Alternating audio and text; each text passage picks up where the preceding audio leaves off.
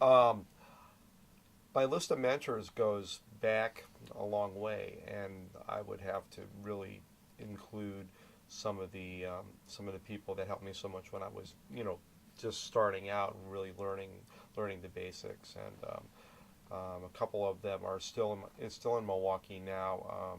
A guitarist named Manti Ellis and a tenor saxophone player with one of the greatest names ever, Berkeley Fudge.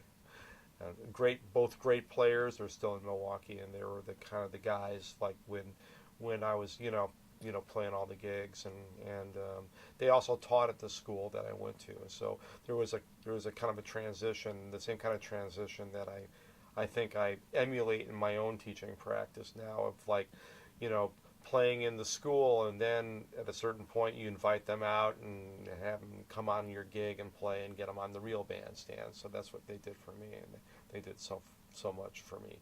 Other people on the scene in Milwaukee who did the same thing, and I regard as mentors, were the pianist and vibist Buddy Montgomery, Wes's brother. He was in Milwaukee all through that period of time, and also an organist who was associated with Wes as well, Melvin Rhine.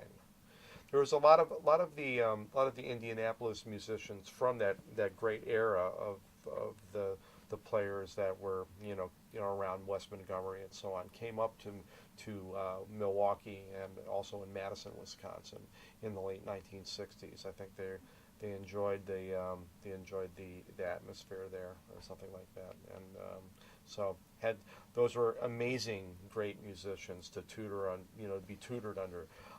In most cases, nothing to do with reading any music, or I mean, with Buddy, sometimes he would almost like feign like he didn't even know what the names of the chords he was playing. Well, I mean, I think that was playing his cards a little close to the chest, but really all this incredibly sophisticated and very heavy music was being transmitted totally by ear to anybody who wanted to play it. So getting with Buddy's tunes and getting with Melvin's music, that really did a lot for me in terms of picking things up, without any kind of music, and you know things are always changing a little bit all the time. So to keep up with that's definitely one of the things that held me in good stead when I moved to New York in the early 1980s.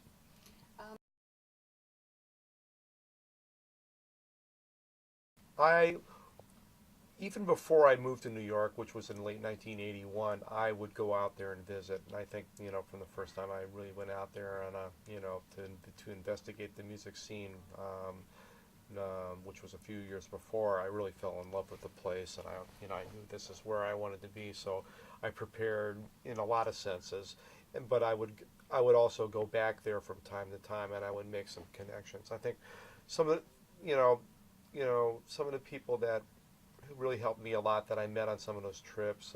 Claudio Raditi was one person who helped me get some of my first gigs when I came to New York.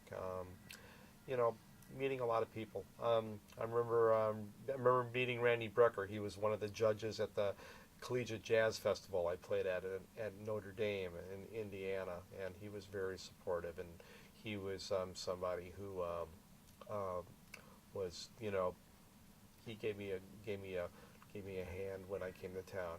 Actually met some of the guys from Phil Woods' band when I was still living in Milwaukee, and when I came to New York, I was invited to start playing with Phil's. Phil had a rehearsal big band. This was like thinking around 82, 83, that had pretty good trumpet section.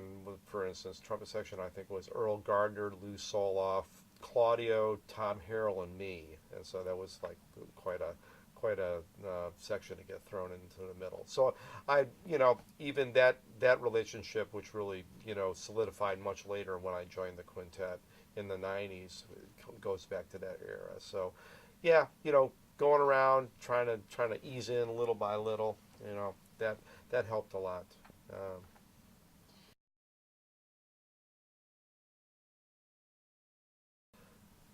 it's something that I really worry about, and that I really put a lot of effort into, I think, mentally, psychically, in terms of my responsibility as a teacher to make, make sense of this very changed situation that I mean, all of us, no matter what the generation is, we are in this situation now where the music has changed, the opportunities are not there anymore. Most of the students that I'm teaching, like at least the ones at the undergraduate level, they were not yet born when Art Blakey died. So, to me, and actually I gave a lecture at North Texas State last year as far as their jazz lecture series, and that was kind of the centerpiece of my lecture, was that how, at least to me, how like central that kind of fact is in terms of that we're not in the classic jazz era anymore. I mean, even in the sense of people really even remembering it in a lot of cases. So we have to do something with that. We have to we have to keep those values up front, and for me it's always a very important thing to acknowledge the centrality of the culture that made the music, and that this is still a very relevant thing to know about. If you want to play jazz music, that you need to know about the culture from where it came from. Just going to clear my throat a little bit. But in terms of what I teach my students, I try to integrate what I'm interested in into what I want to communicate to my students. So it's very lucky that I'm somebody who's always always enamored with fundamentals and always going back and redefining them.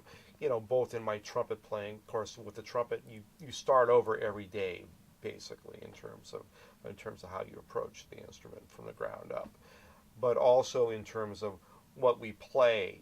What the music is that I mean, what is a major scale? What do you do with it? How do you play the blues? What is rhythm changes about?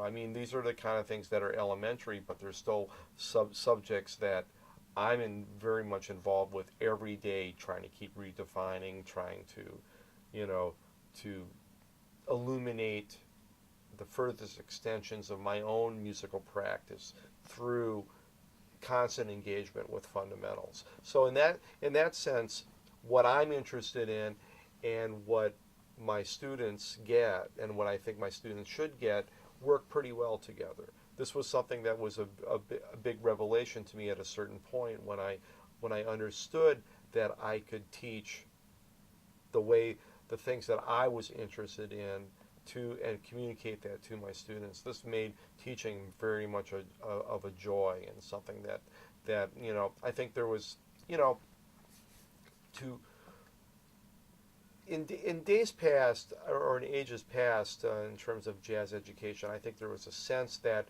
well, either you do or you teach, right? But I think we've kind of gone to a place where we realize in order to do, you must teach, and of course this is all very much a part of the project that we all have together, people with experience like myself, young people that are drawn to the music, and in keeping this music together, not only keeping it together, but finding a new way to propagate it and to keep it relevant in today's world without losing its essence.